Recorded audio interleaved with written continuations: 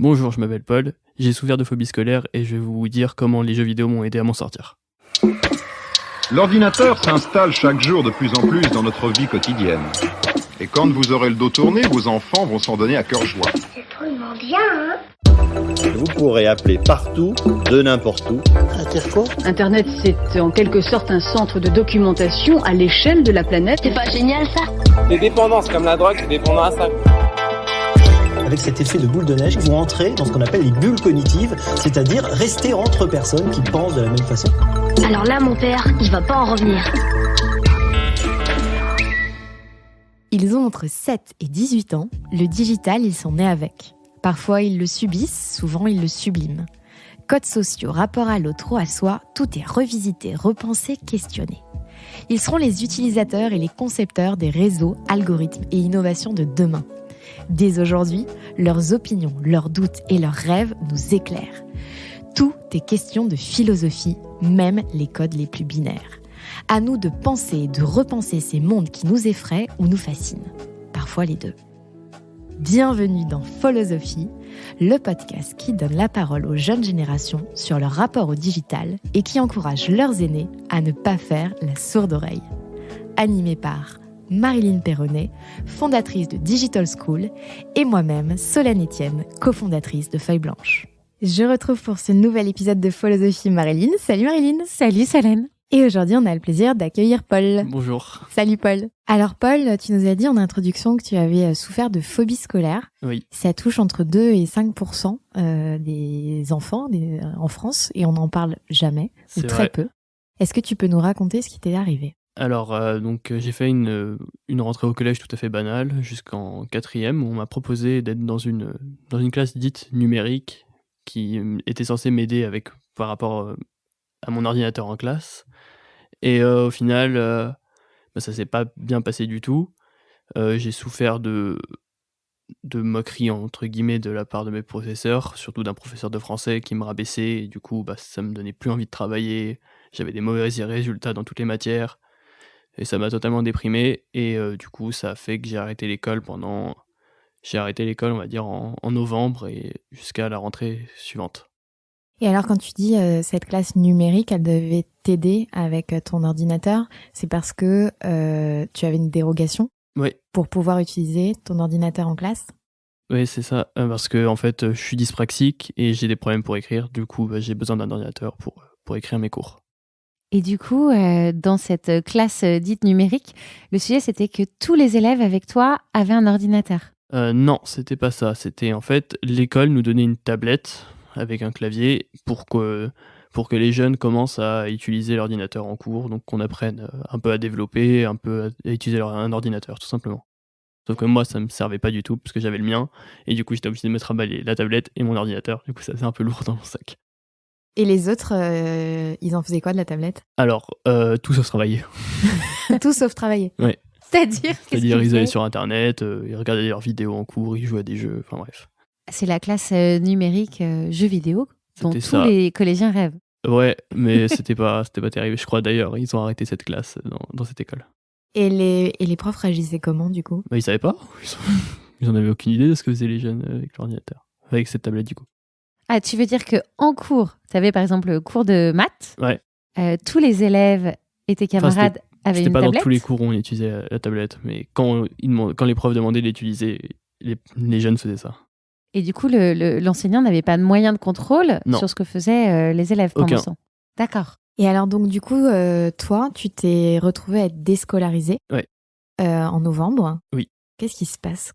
Au début, mes parents, ils comprenaient absolument pas ce qui m'arrivait. Ils me disaient, mais on va te forcer à aller à l'école, machin, c'est n'importe quoi. Mais au final, ils ont commencé à comprendre ce qui m'arrivait. Et donc après, on est allé voir des psys et un psychiatre par la suite, qui a expliqué que c'était plus possible pour moi d'aller à l'école. Et du coup, j'ai été en arrêt d'école pendant un bon bout de temps.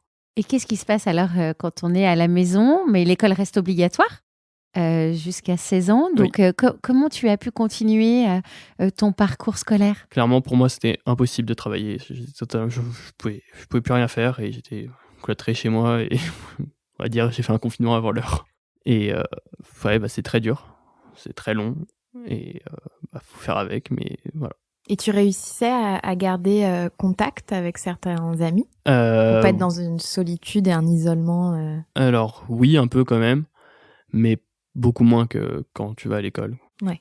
Donc le lien social, c'est quand même quelque chose d'essentiel. Ouais.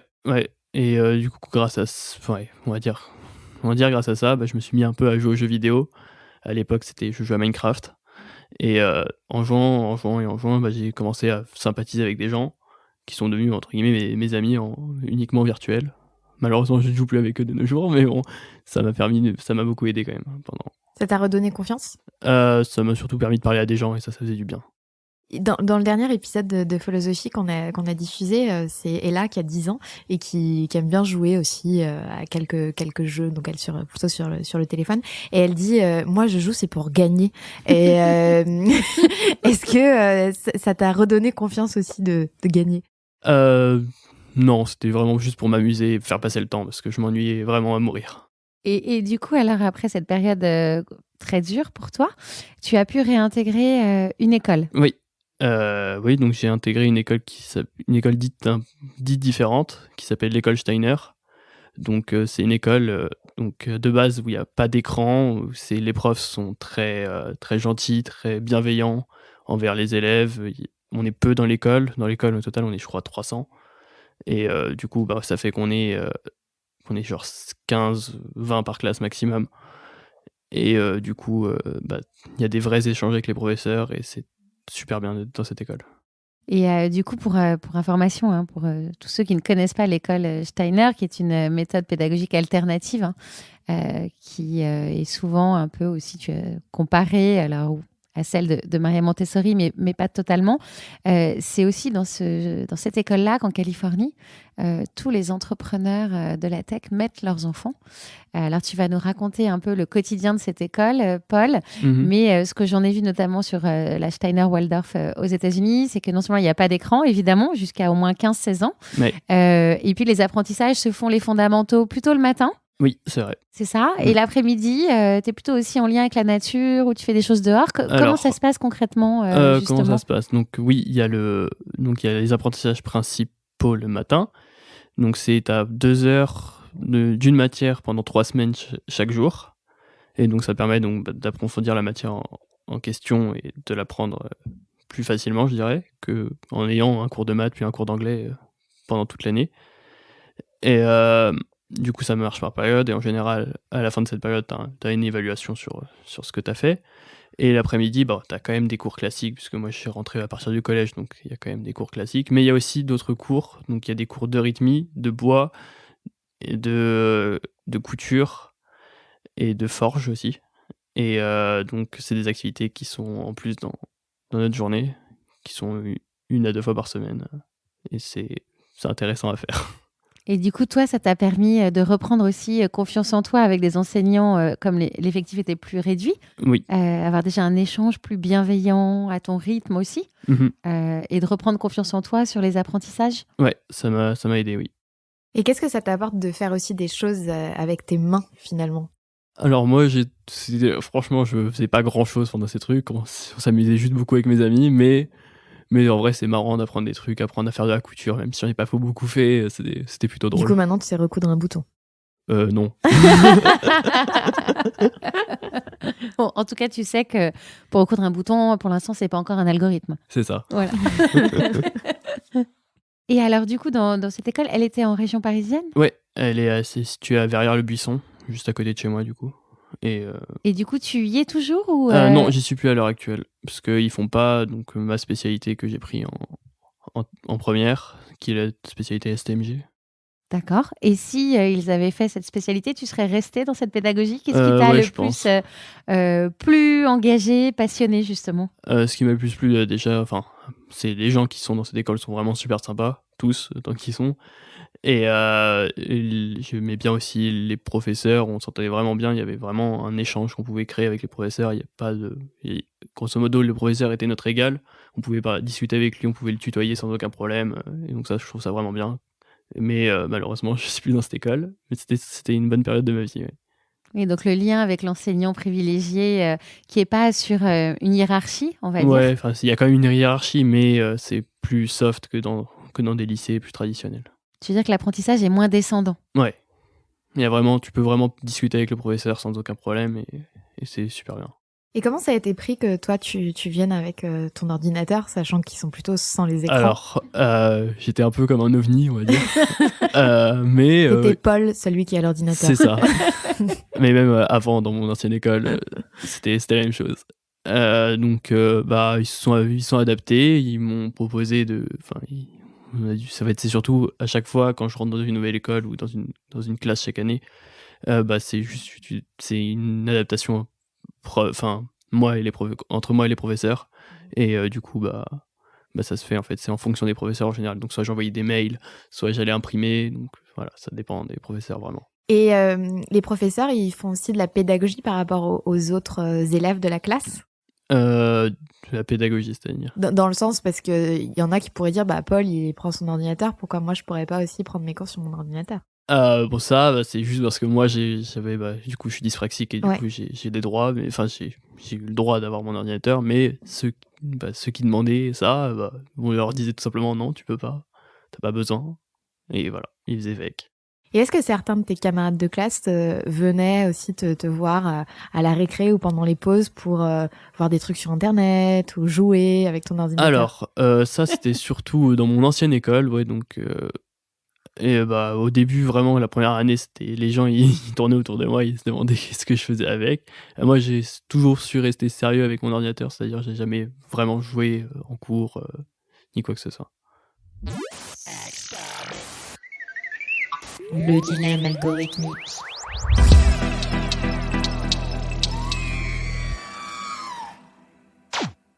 Alors Paul, justement, comme on est dans un sujet d'éducation enseignant, si tu devais être demain le maître de l'éducation et décider, est-ce qu'il vaudrait mieux avoir des enseignants en présentiel ou des enseignants virtuels?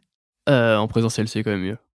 Et pourquoi? Parce que les élèves peuvent beaucoup mieux suivre. Parce que là, en ce moment, je suis en distanciel personnellement. Et la plupart des élèves ne parlent pas, ne font rien derrière leur écran, j'en suis persuadé. Et même sont pas dans des bonnes conditions pour travailler. Et ça doit être très compliqué pour eux. Et même pour moi, même si j'ai du bon matériel pour travailler, j'ai du mal à me concentrer, c'est plus dur. Parce que tu veux dire que l'interaction, elle est essentielle? Oui, l'interaction, c'est essentiel pour bien travailler en classe. Et ce que tu veux dire, c'est qu'aujourd'hui, quand vous êtes en cours en distanciel, on comprenne bien, Solène et moi, en fait, tu as ton enseignant, ton prof qui est derrière en visio, derrière un Zoom ou autre, peu importe. Il fait le cours comme il l'aurait fait en classe, c'est ça. D'accord? Mais vous pouvez couper votre caméra. Il n'y a pas de caméra. Personne dans ma classe met une caméra. Déjà, il manque beaucoup d'élèves. Ah bon? Mais qu'est-ce qu'ils font? Mais ils y vont pas, en fait, ils s'en foutent. Clairement, ils disent, ça sert à rien, on y va pas, et voilà. D'accord, donc déjà, il y a pas de caméra, tout le monde n'est pas là. Oui. L'enseignant fait son cours, mais il n'y a pas d'interaction. C'est-à-dire qu'au bout d'une heure, par exemple, il y a très peu d'interaction. Il finit son cours et il s'en va. C'est ça, ils nous ont dit au revoir et voilà. Mais même pour le prof, parler devant des écrans noirs, c'est horrible. Ça doit être horrible, oui, je pense. C'est comme un webinar quand on est tout seul. Ouais. C'est un peu bizarre. Et est-ce que tu as des profs qui ont mis en place des trucs pour que ce soit un peu plus interactif, justement? Malheureusement, non. Non, ils essayent de faire comme ils peuvent pour que le cours soit suivi, mais je pense que la plupart des élèves ne suivent pas le cours. Même moi, j'ai vraiment du mal et il y a des cours que je suis pas. Et t'aurais des idées, toi, pour justement rendre dynamique tout ça? Obliger les élèves à utiliser un micro, déjà, pour commencer. Et toi, en tant que gamer, du coup, tu avais le micro. Oui, bon. Oui, j'ai un micro, oui. La base. Oui, c'est un peu essentiel, mais c'est en fait c'est assez compliqué puisque les élèves ils sont c'est juste que en distanciel pour moi c'est pas possible en fait. Et t'appréhendes parce que là tu as des examens à la fin de l'année. Est-ce que t'appréhendes ces examens? Ils vont se passer dans quelles circonstances? Pour l'instant, tout ce qu'on sait c'est que c'est maintenu, donc les épreuves de français écrites et orales sont maintenues. Et on sait juste pas si ça va être annulé ou pas, parce que en fait on est un peu dans le flou, mais pour l'instant on considère que on doit réviser normalement pour notre bac. Un oral de français en distanciel, ça donnerait quoi pour toi? Non, pas possible. Non, pas envisageable puisque trop de facilité pour tricher. Ah oui, Ouais. c'est vrai. Bah oui. Oui, et puis en plus, l'épreuve de français, l'oral, ça se vit quelque part, quel que soit le texte que tu choisis. Oui. C'est un échange. C'est un échange avec le... Voilà.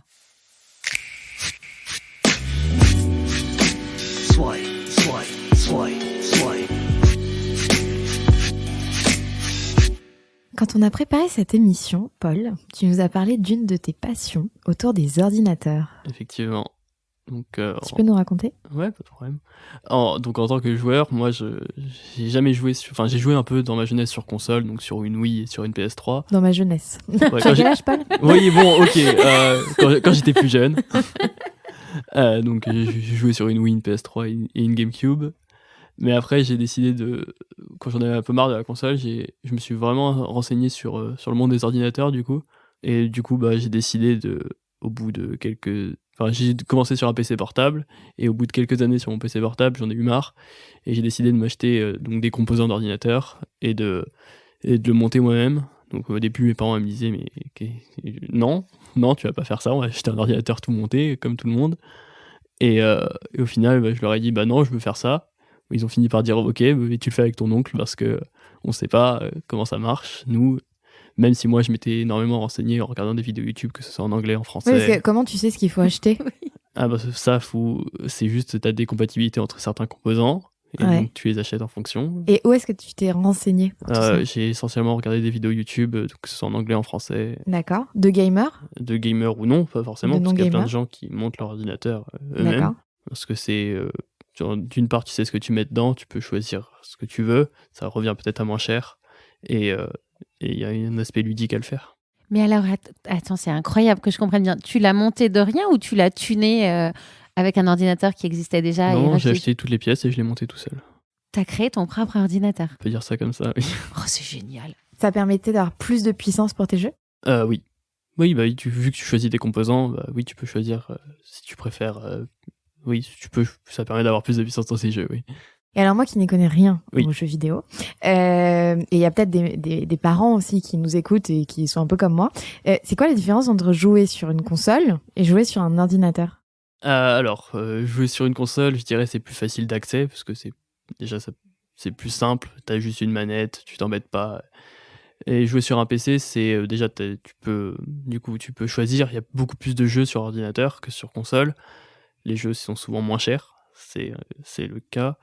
T'as pas d'abonnement pour payer à payer pour jouer en ligne. Mhm. Et au final, t'as surtout une diversité d'équipements plus variés que sur console. Donc tu peux jouer au clavier, à la souris, comme à la manette, comme avec un casque de réalité virtuelle. Et du coup sur le clavier, t'as des combinaisons que tu peux faire pour faire des je sais pas moi, des sauts particuliers, t'as des trucs secrets sur les... Non, pas du tout. C'est un clavier basique. Il a pas des couleurs. Moi, j'ai vu Si, moi, le mien a des couleurs, oui. Oui, le clavier, il a des touches de couleurs, hein, on est Oui, d'accord. ça dépend. Tu peux en acheter avec. Tu peux acheter des claviers avec des couleurs ou d'autres Mais non. ça n'a pas une fonctionnalité particulière. Non, c'est juste pour faire bon, joli. moi, je rêvais. Je me disais, en fait, Moi il doit y aussi. avoir un code. Moi Mais aussi, par je contre, me disais, les claviers, c'est des claviers qui fonctionnent différemment que des claviers, par exemple, d'ordinateur portable. Donc, moi, personnellement, j'utilise un clavier qu'on appelle mécanique. C'est avec ce qu'on appelle des switches qui permettent d'activer les touches beaucoup plus rapidement qu'un clavier dit à membrane, donc plus basique.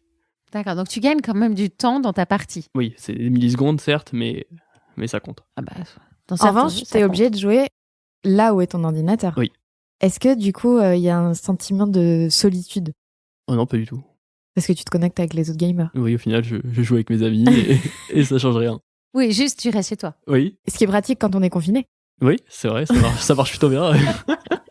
Et t'as d'autres consoles que t'emmènes, par exemple, quand tu pars en vacances ou dans les Non. transports ou, Non, pas du tout. Non, c'est que J'ai que mon ordinateur. ordinateur. Ouais. Pour jouer, en tout cas, j'ai que mon ordinateur. Alors, Paul, si justement, tu devais vendre les ordinateurs que tu as montés, imaginons que tu en montes une dizaine de milliers, à qui tu les vendrais en premier? À mes amis, je pense. À mes amis gamers, du coup. Donc, ce serait un business model pour les gamers. Ouais, je pense. Génial. Et alors, est-ce que tu rajouterais des nouvelles fonctionnalités, tiens, maintenant, auxquelles tu n'avais pas forcément pensé et que tu aimerais avoir? Non, pas spécialement, non. je montrais des machines, je leur ferais des machines assez performantes pour qu'ils puissent jouer à n'importe quel jeu sans aucun problème. Et du coup, tu continues à te renseigner sur les dernières choses Oui, qui je sortent? continue, oui. Ça c'est au quotidien, limite. Je regarde beaucoup de vidéos sur YouTube et ça en parle beaucoup de tous les composants qui sortent. Et donc je me renseigne quasiment en continu. Ouais. Alors justement, Paul, il y a beaucoup de chaînes YouTube de gamers. On en parle de plus en plus. Il y a même de plus en plus d'enfants, n'est-ce pas, qui dès l'âge de 10 ans se disent je vais monter ma chaîne YouTube sur la Switch ou sur d'autres jeux et d'autres consoles. Toi, il y en a que tu regardes, il y en a que tu suis.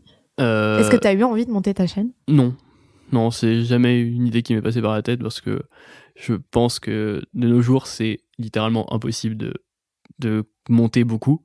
Enfin, il faut avoir de l'aide d'autres personnes et donc de mon niveau, je pense pas pouvoir. Je pense qu'à l'heure actuelle, pour être connu sur Internet et sur YouTube ou sur Twitch par exemple, il faut soit avoir un niveau exceptionnel sur les jeux vidéo, ce qui n'est pas le cas pour moi, ou avoir des nouvelles idées qui sont pas du tout connues, et ça, faut vraiment se creuser la tête, et c'est pas mon genre. Et tu t'en suis, toi, des gamers ? Un peu, oui, mais pas spécialement, non. Je regarde pas des masses de vidéos sur les jeux. Et sur Twitch, tu y es beaucoup ? Non, pas du tout. Je ne regarde aucun live. Swipe. Paul, une autre de tes passions, quand je t'ai demandé si, en préparant cette émission, si du coup tu voulais en faire ton métier de travailler dans les ordinateurs, tu m'as dit non, que toi, ta passion, ça serait de travailler dans l'automobile. Dans l'automobile. Oui. Et du coup, j'ai une question que j'aime bien poser à nos invités. Est-ce que d'ici quelques années, là, tu vas avoir le permis ? Est-ce que tu préfères conduire une voiture autonome ou conduire toi-même ? Conduire moi-même. Tant que je peux conduire moi-même, je conduirai moi-même. Pourquoi ? Parce que pour moi, je conduirais dans un objectif de plaisir de conduite. Ouais. Parce que j'aime bien ça. Et parce que, ou à part peut-être sur des longs trajets, ouais, les voitures autonomes, pourquoi pas, mais sinon. Pour pouvoir dormir un petit peu. C'est ça. Ou jouer ? Non, pas jouer non. Tu pourrais pas installer tout ton matériel Ça risque d'être compliqué. Swipe. Alors, Paul, de la voiture à la voiture autonome, dans ma tête, j'ai fait une association d'idées Tesla, Elon, Thomas Pesquet. Donc, si tu pouvais partir toi aussi dans l'espace, ou si tu avais pu partir avec Thomas Pesquet dans le Crew Dragon, qu'est-ce que tu aurais emmené ? Sachant que la contrainte, tu la connais peut-être, c'est que ça rentre dans une boîte à chaussures et ne fasse pas plus d'1,2 kg. Pour continuer à jouer aux jeux vidéo, je pense que j'aurais pris une Switch. Et quel jeu ? Mario Kart. Swipe. À ton avis, Paul, restons un peu dans la galaxie. C'est quoi le côté obscur du digital pour toi ? Le côté obscur, je pense, c'est quand tu n'arrives plus à te détacher du jeu vidéo et donc de ne plus rien faire d'autre que d'être devant ton ordi ou ta console toute la journée. Même si, enfin, je veux dire, quand ne pas te détacher, c'est vraiment ne plus rien faire, au point de ne plus aller manger, de plus vouloir aller aux toilettes, de plus vouloir sortir, de plus vouloir aller à l'école. Et ça, ouais, je pense que c'est le côté obscur. Tu connais des gens à qui c'est arrivé ? Non, je connais personne à qui c'est arrivé. On peut pas les connaître puisqu'ils sont enfermés chez eux. Oui, c'est comme tout le monde. C'est sûr. Et là, tu parlais des jeux vidéo, ta consommation des réseaux sociaux. Alors, je m'en sers un peu, pas des masses, mais je m'en sers un peu, surtout pour communiquer avec mes amis, en fait, tout simplement. D'accord. Et tu passes pas trop de temps ? Tu passes plus de temps à jouer que d'être sur les réseaux sociaux ? Oui, je passe beaucoup plus de temps à jouer que d'être sur les réseaux sociaux. Nos auditeurs ne peuvent pas le voir, mais le oui de Paul, il y avait plein d'étoiles dans ses yeux. Swipe. À ton avis, Paul, vous, les jeunes adultes, est-ce que vous êtes plutôt des followers ou des philosophes ? Des followers, je dirais. Pourquoi ? Parce qu'on suit beaucoup des gens du coup sur Internet, et je pense que ouais, on est des followers pour ça, en fait, tout simplement. Mais comment vous faites du coup pour aiguiser votre esprit critique ? Ouais, on a un côté philosophe, mais on suit beaucoup les gens, donc je pense que les deux c'est un mélange des deux, je dirais. Et comment justement on entretient ce côté philosophe, selon toi ?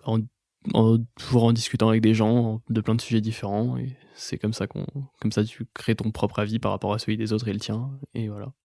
En continuant à s'ouvrir aux autres. Ouais, c'est ça. Et à garder l'esprit critique. Swipe. Paul, si tu étais un super codeur, quelle application tu aimerais créer? Je pense un nouveau jeu, clairement. Et il ferait quoi ce nouveau jeu? Un jeu qui n'ait pas de problème de bug ou quoi que ce soit. Vraiment un jeu sans aucun problème. Mais un jeu qui aurait lieu, je sais pas moi, dans l'espace, en sous-marin. Non, je pense pas. Je pense je développerais une sorte de nouveau Counter-Strike, je dirais. Ah ouais. Donc ouais, voilà. Et t'as jamais eu envie de coder justement pour apprendre à faire des jeux? J'ai essayé et j'ai abandonné vite fait. Ah zut, non, mais on va y remédier. Marilyn a la technique pour ça. T'inquiète.